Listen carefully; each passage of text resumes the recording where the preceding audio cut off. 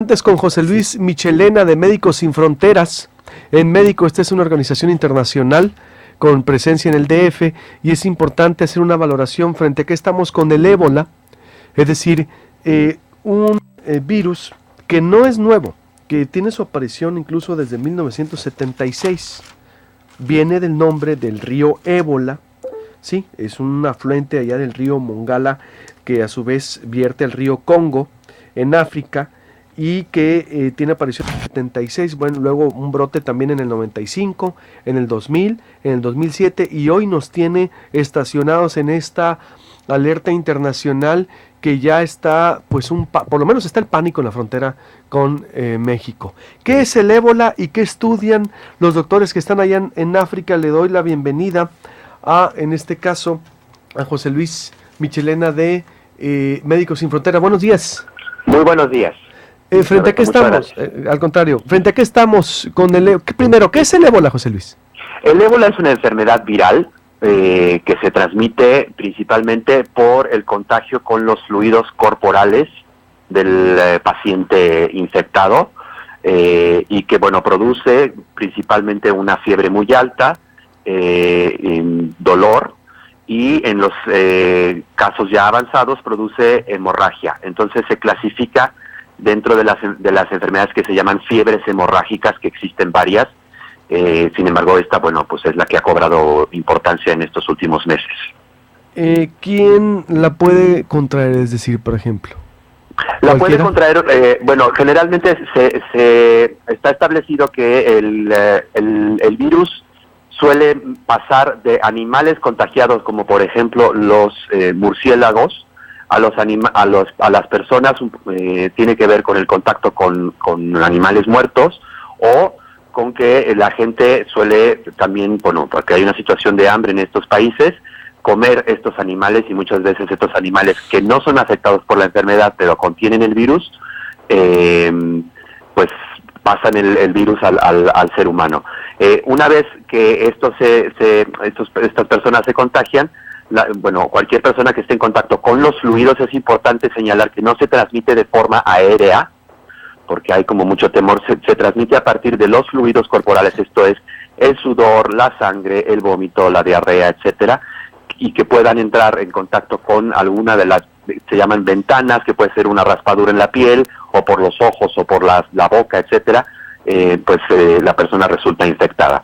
Entonces, bueno, no es un contagio como se pueda pensar de otras enfermedades como la tuberculosis, que sí se transmite por vía aérea, o la gripe misma, ¿no? Tiene que ser necesariamente por el contacto con los fluidos corporales de las personas enfermas y también de los cadáveres de las personas que ya murieron, porque generalmente estos, bueno, excretan líquidos y en los procesos funerarios muchas veces se produce el contagio. Bien, es decir, solo, qué bueno que lo determinas. ¿Y el origen es entonces la descomposición de un animal muerto que comió el humano y de ahí se provocó entonces? Es decir, ¿de ahí se remitiría, por ejemplo, desde el 76? Sí, se trata de unas... el virus se identificó en el 76, obviamente existe desde antes, sin embargo unos doctores belgas fueron los que lo identificaron en ese año. Y se trata de una zoonosis, que se llama, que son enfermedades que pasan de los animales a los seres humanos. ¿Cuáles son los síntomas? Los síntomas, como te comentaba, es fiebre muy alta, dolor en las articulaciones, y bueno, más o menos en los procesos más avanzados hay hemorragias por todos los orificios del cuerpo, ¿no? Y hemorragias internas que eventualmente, por ejemplo, afectan el riñón, etcétera, ¿no? Pero sí, bueno, principalmente el problema de la enfermedad también es que presenta síntomas muy parecidos a los de la malaria, a los del dengue, etcétera. Entonces la identificación en las primeras etapas de la infección es muy complicada porque la gente suele confundirlo con otro tipo de enfermedades. Ajá. ¿Cómo está el estado actual en México? Es decir, bueno, primero en Estados Unidos, que es lo más cerca. Veo por acá un mapa que tiene el New York Times dice de las pacientes muertos en tratamientos fuera de la zona de África, y me está de West Africa, dice, bueno, están en Oslo, Hamburgo, París, Madrid, London, está en Dallas, están un muerto, 2 en tratamiento, Atlanta, tres, Nebraska otros 2. Ese es el estado actual al miércoles, según el New York Times. ¿Me puedes confirmar? Es decir, ¿y esto qué Sí, los datos que acabas de decir son los correctos. Hay que decir que, por ejemplo, nuestra compañera francesa que había resultado infectada ya se recuperó, es el caso que mencionas de Francia. Y por lo demás las cifras que mencionas son las ¿Cómo correctas. es que se recupera? Porque también en Atlanta y en Nebraska, en verde aquí en Recovery, dicen recuperados. ¿Cómo es que logran la recuperación? Claro, de hecho hay que decir que en África cerca de 1,000 personas han sobrevivido a la enfermedad. No todos los organismos reaccionan igual a la enfermedad. Muchos tienen un sistema inmunitario capaz de pues sobrellevar la enfermedad y de sobrevivirla.